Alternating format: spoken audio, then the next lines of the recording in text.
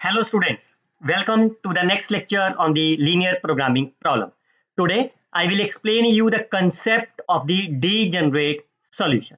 Myself Dr. Harish Garg, you can follow and subscribe my YouTube channel. तो अभी तक हम क्या देख चुके हैं? We have learned how we can solve the LPP by using the graphical methods और simplex method. और हमारा टारगेट क्या होता है हर बार किसी भी LPP को सॉल्व करने में to find the optimal value and the optimal decision variables. Fine. So throughout these presentations, जहां पे भी x1, x2, x3 लिखा हुआ है that is called as the decision variables. S1, S2, S3 are called as the slack or the surplus, and A1, A2, A3 I denoted as the artificial variables. Question ये उठता है कि कोई भी LPP को जब हम सॉल्व करते हैं तो what are the exceptional cases. Exceptional cases क्या हो सकते हैं?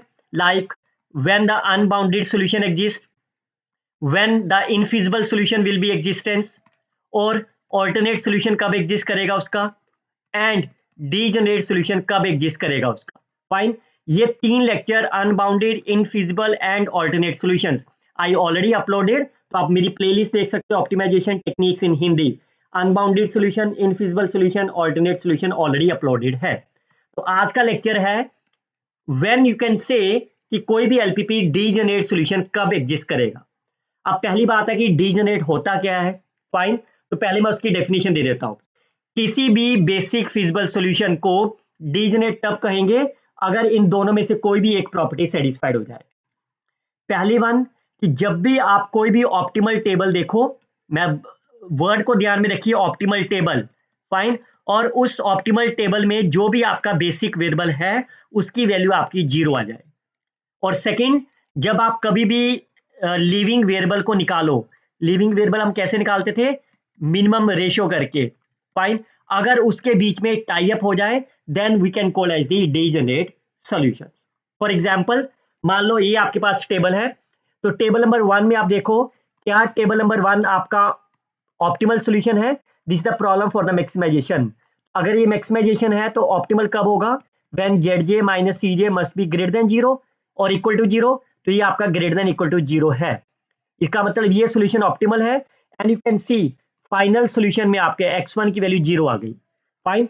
अगर आपके पास इस सॉल्यूशन में कोई भी वैल्यू 0 आ जाती है then we call as the degenerate basic feasible solution. और सेकंड टेबल में देखो ये ऑप्टिमल नहीं है, और जब आप यहां से एंटर करोगे इसकी रेशियो कितनी आएगी? 2. और यहां से कितनी आएगी? 2. ये दोनों टाई अप हो गया ना. Fine. That is called as a tie. जब भी हम टाई की बात करेंगे इसका नेक्स्ट जो टेबल बनेगा, next table is the degenerate DFS. समझ में आ गया? तो मोटा मोटा क्या है आपके पास, जब भी आपके पास रेशियो अगर सेम है तो जो इसका नेक्स्ट टेबल बनेगा वो हमेशा और हमेशा ही डीजेनरेट बीएफएस होगा. और अगर ये आपका ऑप्टिमल टेबल है और ऑप्टिमल टेबल के अंदर अगर लास्ट कॉलम आपके पास 0 आ जाए कहीं पे भी, then we call as the degenerate BFS. क्या रूल क्या है? जब टाई हो जाए तो हम किसको लीविंग करेंगे? जैसे ये अगर ये दोनों टाई अप है तो हम इसको लीविंग माने कि S1 को लीविंग माने. फाइन. तो we have the 3 different cases.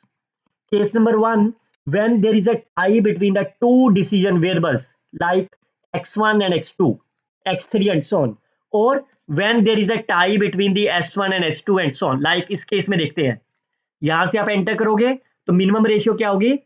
Tie होगी. तो टाई किसके बीच में हुई है? टाई बिटवीन द स्लैक और द सरप्लस वेरिएबल्स. यही हुआ है. तो आप क्या कर सकते हो, इन दोनों में से you can choose an any number. You can choose any arbitrary either as a S1 or S2. Similarly, अगर यहाँ पे X1 और X2 होता फिर भी टाई हो जाता तो कोई भी मर्जी चूज कर सकते थे आप. अगर आपके पास टाई हो जाए स्लैक और आर्टिफिशियल वेरिएबल में, लाइक दिस केस, यहां से आप एंटर करोगे, मैं सारी प्रॉब्लम मैक्सिमाइजेशन की कंसिडर कर रहा हूं. फाइन. तो मोस्ट नेगेटिव से आप एंटर करोगे, रेशियो निकालो कितनी आएगी? 9. और यहाँ पे भी 9. तो टाई अप हो गया ना. तो जैसे टाई अप हुआ तो इसमें आर्टिफिशियल वेरिएबल को आपने लीव करना है. प्रेफरेंस किसको देनी है? आर्टिफिशियल वेरिएबल को. Then the preference shall be given to the artificial variables to leave the basis. मतलब इसको जब आप नेक्स्ट टेबल बनाओगे तो x2 सेम रहेगा और इसकी जगह पे s1 आ जाएगा. बट क्वेश्चन तब उठता है जब आपके पास एक डिसीजन वेरिएबल हो और एक स्लैक वेरिएबल हो. तो इसमें आप -7 से एंटर करें, minimum ratio is 2 minimum ratio 2। Fine. तो जब आपके पास टाई अप हो जाए स्लैक और आर्टिफिशियल और डिसीजन वेरिएबल में, तो आपको लीविंग करना है हमेशा और हमेशा ही स्लैक वेरिएबल। फाइन। मतलब डिसीजन वेरिएबल को कोशिश करनी है कि बेसिक वेरिएबल के अंदर रहने के लिए। Then select the decision variable to enter the basis first. तो इसका मतलब we have to take the leaving the slack और द सरप्लस वेरिएबल। फाइन। तो आपके पास बेसिक कंक्लूजन क्या, मैं एक सिंपल कहूं कि अगर कहीं पे भी आपके पास आर्टिफिशियल वेरिएबल्स और आर्टिफिशियल वेरिएबल्स हैं और आपके पास टाई अप हो जाए, तो पहली प्रेफरेंस आपको आर्टिफिशियल वेरिएबल को देनी है लीव करने के लिए। अगर आर्टिफिशियल वेरिएबल नहीं है, then you have to take the slack और the surplus variable as a leaving variable. समझ में आ गया? आप करते हैं एग्जाम्पल के साथ। सबसे पहले इसको स्टैंडर्ड फॉर्म में कन्वर्ट कर लो। फाइन। तो अगर आप इसकी स्टैंडर्ड फॉर्म लिखोगे तो क्या आएगा, you have to write the two slack variable s1 and s2। Fine.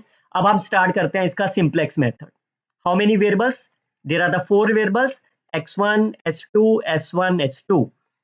Fine. तो वैल्यू फिल कर देते हैं zj माइनस cj के साथ। x1 का पहले के कॉलम के अंदर 1 4 1 0 and the right hand side is solution. Solution की वैल्यू क्या है, राइट हैंड साइड इज 8। और सेकंड कॉलम सेकंड रो में 1 2 0 1 4। कौन आपको आइडेंटिटी बना के दे रहा है, s1 एंड s2। तो first column is s1 and s2। Fine. अब आप इसका cj निकाल लो। Fine. And then you can write as the zj minus cj। कितनी वैल्यू आ गई, 0 into 0 minus 3, 0 into 0 minus 9, 0 0 and 0। Clear? ये पहला आपका टेबल कंप्लीट हो गया। Now you can enter them. Minus 9 is the most negative variable. Find करो ratio 2 and 2. Now you can see there is a tie between the living variable. यही आया ना आपके पास। तो इसका मतलब इसका जो नेक्स्ट टेबल बनेगा वो आपके पास डीजनरेट होगा। फाइन। अब वो ऑप्टिमल होगा कोई गारंटी नहीं है, तो क्योंकि यहाँ पे s1 एंड s2 है, तो आप अपनी तरफ से किसी एक को आर्बिट्री वेरिएबल को लीविंग कर सकते हो आप। फाइन। तो मान लो मैंने s2 को ले लिया, तो ये मेरा 2 बन जाएगा। फाइन। फाइन। तो मैंने इसको रिमूव करके x2 लिख दिया। अब इसकी वैल्यू फिल कर दो s1 और x2, x1 and s2। Fine. और इसकी वैल्यू आपके पास 0 है। कैसे सॉल्व करेंगे, इस वाली लाइन को 2 से डिवाइड कर देंगे, half 1/2 and 2। Fine. And then you can calculate the other values. और आफ्टर दी कैलकुलेशंस कैसे करेंगे, मैं फिर आपने प्रीवियस लेक्चर सुने ही होंगे सारे।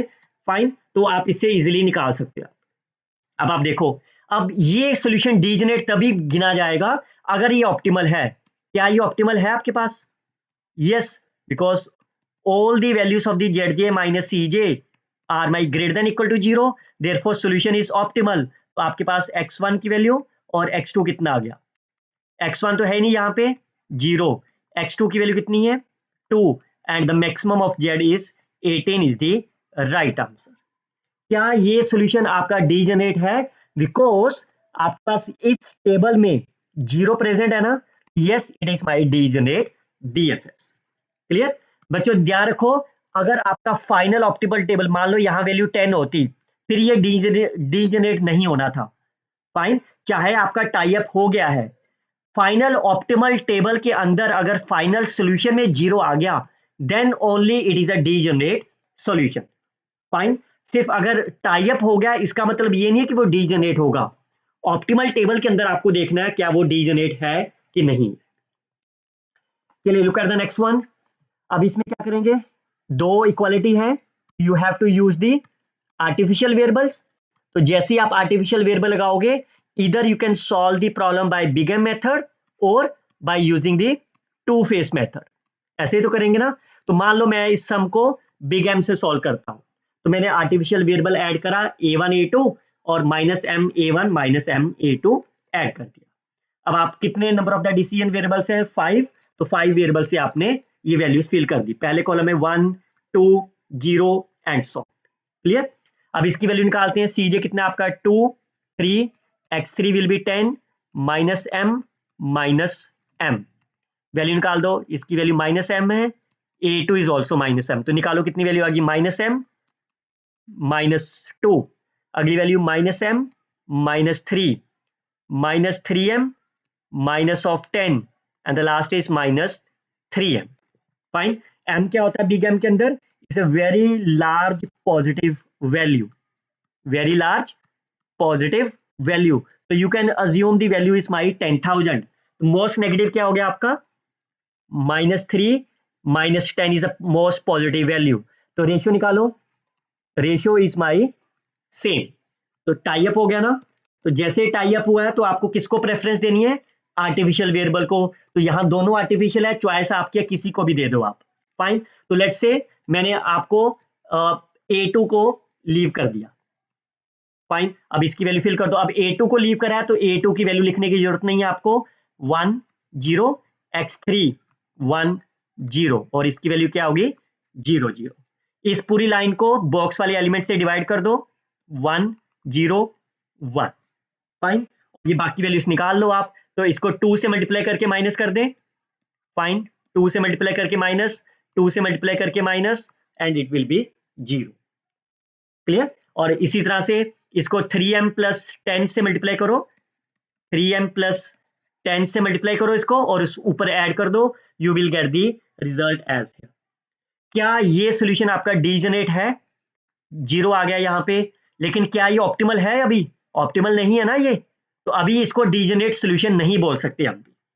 क्लियर। तो सबसे पहले ऑप्टिमल होगा फिर हम डीजेनरेट की बात करेंगे। तो यहां से एंटर करो, रेशियो कहां पे आएगी, इसकी तो निकलेगी नहीं 0, एक ही रेशियो आएगी, दैट इज माई। फाइन, तो A1 को लीविंग कर दो, A1 को जैसे लीव करोगे तो इसकी जगह पे क्या आ जाएगा, x1 x3। Fine, so that is 1 0। तो अब A1 को भी खत्म कर दो आप। फाइन, और इसकी वैल्यू आप बाकी वैल्यूज निकाल दो। क्लियर। तो जैसे आप ये टेबल निकालोगे आपके पास ये अपडेटेड टेबल आ जाएगा।